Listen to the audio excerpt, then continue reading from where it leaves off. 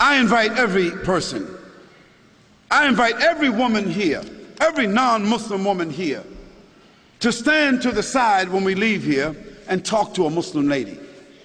I mean, now, let's not ask Barbara Walters about how Muslim women feel.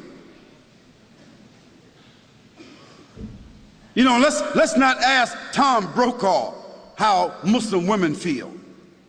Let's not ask CNN, ABC, Fox. Let's not ask the London Times or the Australian Times.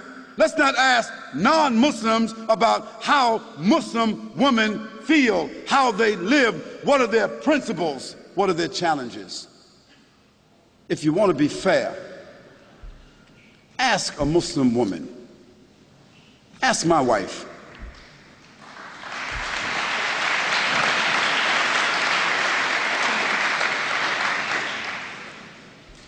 Ask my mother. You see, ask a Muslim woman that knows her religion, who has a relationship with her Creator, who is stable in her society, understanding her responsibilities, her relationships. Ask her. And after that, I think you should be fair, that you don't need to ask someone else.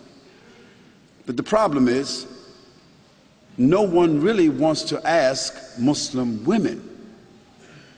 We want to take pictures of women in Afghanistan, and pictures of women in Palestine, and pictures of women in Pakistan, and pictures of women over here, and we want to listen to what people say about female circumcision, as if Muslims got women, 1,000, 10, 30,000, 40,000 Muslim women all over the world is being circumcised. Some crazy Steven Spielberg stuff.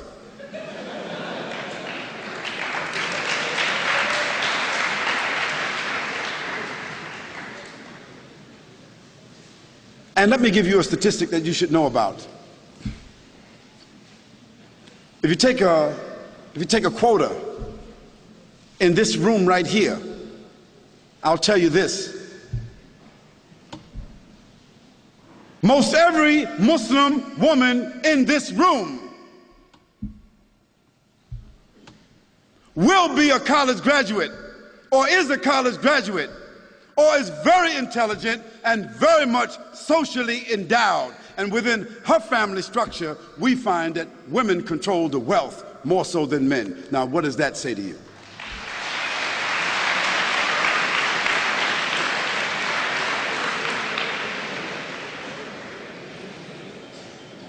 Now, where you find women oppressed, women exploited, women mistreated among Muslims, that is because those Muslims themselves are not representing the principles of the religion. And in every religion, you've got black sheep.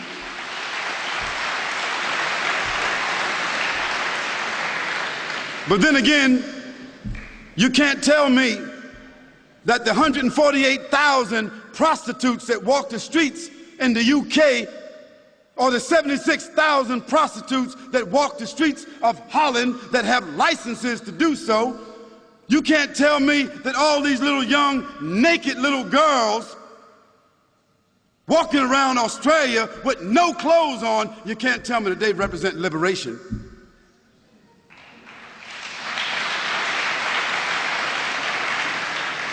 You can't tell me that the 2,350 abortions, murders that take place with these young women, you can't tell me that that represents sophistication. You can't tell me that that represents liberation. You can't tell me that a naked woman sitting on a chocolate bar,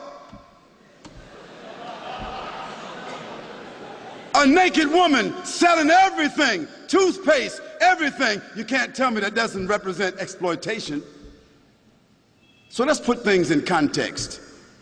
Let's talk about things correctly, and let's be fair, and let's be objective.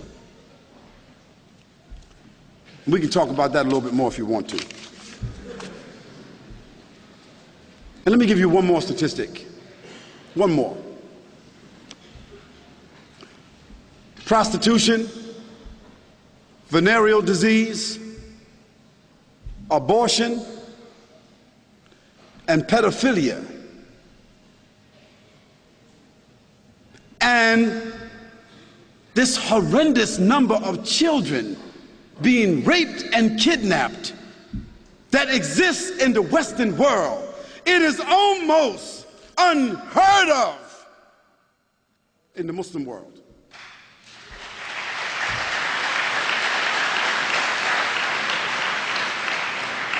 So I think that the statistics kind of like speak for themselves.